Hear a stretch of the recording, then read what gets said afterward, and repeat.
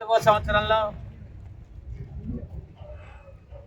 వందకవి సీతారామాంజనేయులు గారు,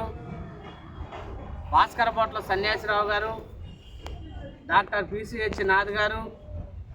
పెద్దిపోట్ల లక్ష్మీనారాయణ గారు, వడ్లమాని ఉమామహేశ్వరరావు గారు లాంటి పెద్దలందరి యొక్క సహకారంతో ఆంధ్రప్రదేశ్లో ఏర్పడినటువంటి సమాఖ్య ఆంధ్రప్రదేశ్ బ్రాహ్మణ సేవా సంఘ సమాఖ్య 41 సంవత్సరాలు పూర్తి చేసుకొని 42వ సంవత్సరంలోకి నేడు అడుగుడుతున్న సందర్భంలో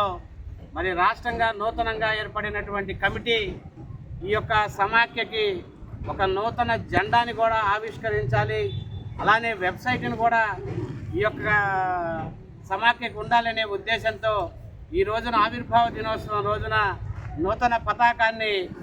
ఈ యొక్క రాష్ట్ర కార్యాలయం ముందు ఆవిష్కరించడం జరిగింది. అలానే ఇవాళ ఈ 11 జిల్లాల్లో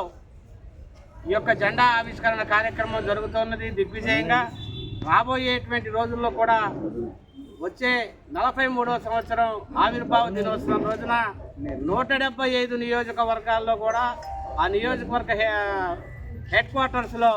ఈ యొక్క ఆంధ్రప్రదేశ్ బ్రాహ్మణ సేవా సంఘ సమాఖ్య జెండా ఎగరవేయడం జరుగుతుందని మనస్ఫూర్తిగా తెలియజేసుకుంటూ భవిష్యత్తులో కూడా ఇది ఒక పెద్ద గ్రామ స్థాయి వరకు కూడా ఈ యొక్క సమాఖ్యని బలోపేతం చేసి లక్షలాదిగా ఈ యొక్క సమాఖ్యకి మెంబర్షిప్ డ్రైవ్ చేయాలనే సంకల్పానికి ఆనాటి పెద్దలేసినటువంటి బీజం మరి కుర్తాళం పీఠాధిపతి శ్రీ శివచిదానంద స్వామి వారి యొక్క ఆశీస్సులు కూడా ఈ రాష్ట్రంలో లభించాలని కోరుకుంటూ సెలవు చేసుకుంటున్నా. నమస్కారం. జై బ్రాహ్మణ్, జై జై బ్రాహ్మణ్, జై బ్రాహ్మణ్, జై జై బ్రాహ్మణ్, జై బ్రాహ్మణ్, జై జై బ్రాహ్మణ్. ముందు